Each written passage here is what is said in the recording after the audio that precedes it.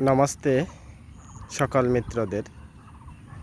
আজকে একটি গুরুত্বপূর্ণ বিষয় নিয়ে আলোচনা করছি, কেউ এড়িয়ে যাবেন না। আপনারা মনোযোগ সহকারে আমার কথা দুটি শুনে বিচার করবেন। আমাদের হিন্দু সমাজের মধ্যে পূজা এবং উপাসনা এই দুইটি বিষয় খেয়াল অনেকে হয়তো করেন না।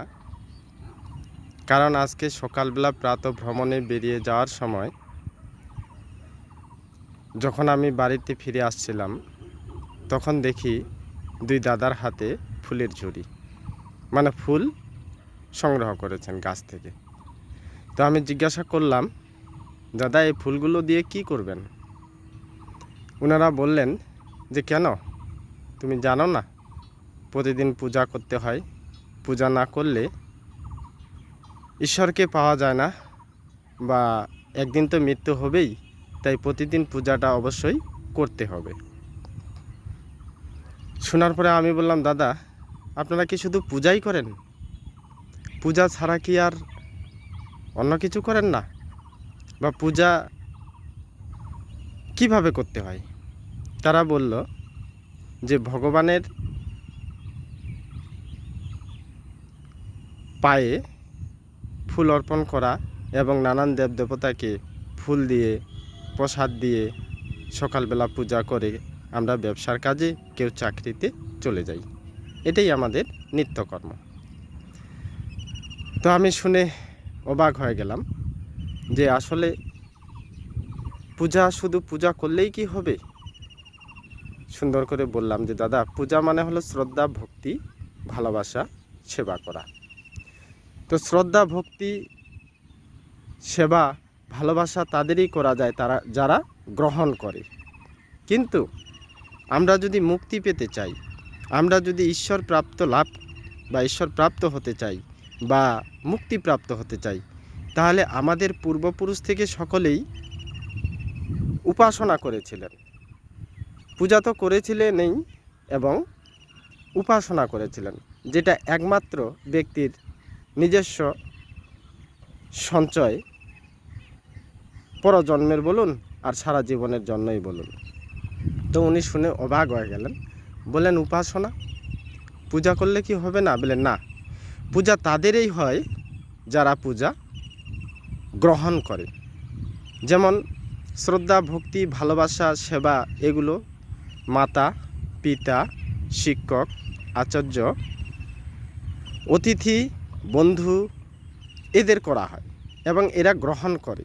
আর এদের যদি ঠিকমতো শ্রদ্ধা, ভক্তি, ভালোবাসা করা হয়, তো এরা বিপদ আপদে সব সময় আপনার কাছে থাকবে, আপনাকে সহযোগিতা করবে এবং সমাজে সুশৃঙ্খলতা বজায় থাকবে এবং আমরা খুব সুখ এবং শান্তিতে জীবন কাটাতে পারবো।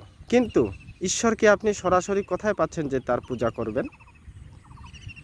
ঈশ্বরকে আপনি ফুল দিতে পারেন না। ঈশ্বর ফুল গ্রহণ করবে কোথার থেকে?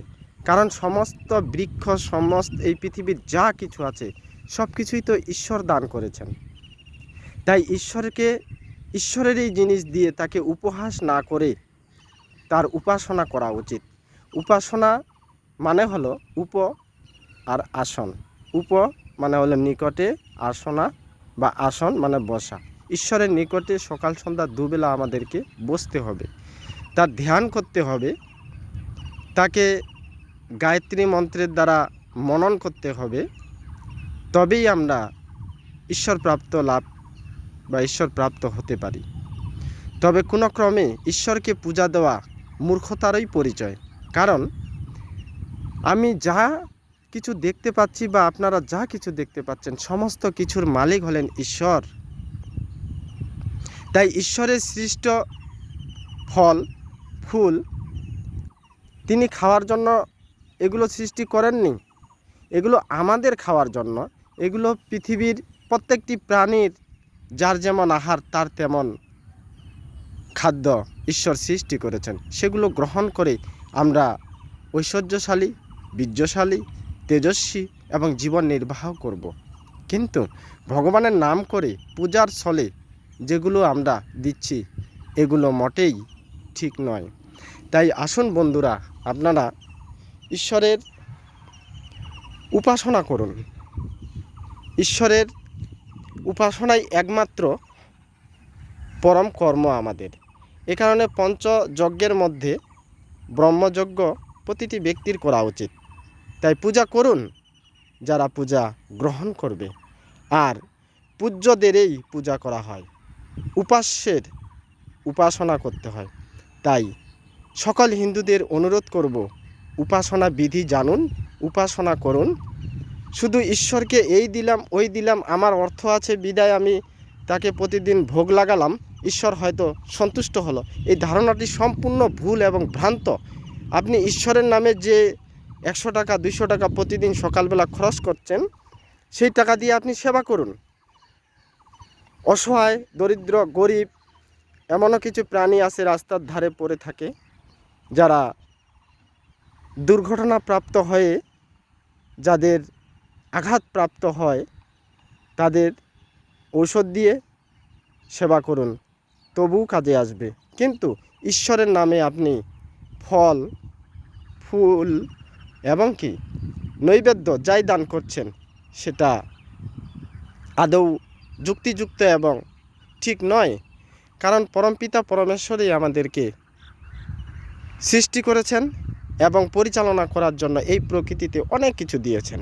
সেটা আমরা গ্রহণ করব, যেটা উপকারী সেটা গ্রহণ করব এবং সবাইকে সেই উপকারী জিনিসটা গ্রহণ করতে শেখাবো। কিন্তু ঈশ্বরকে যদি আমরা বলি যে এই ফলটা আমাদের খুব উপকারী, তো ঈশ্বরকে দিলে হয়তো ঈশ্বর খেয়েও পুষ্টিকর বা খুব শান্তি লাভ করবেন, সেটা ভুল ধারণা বন্ধুগণ।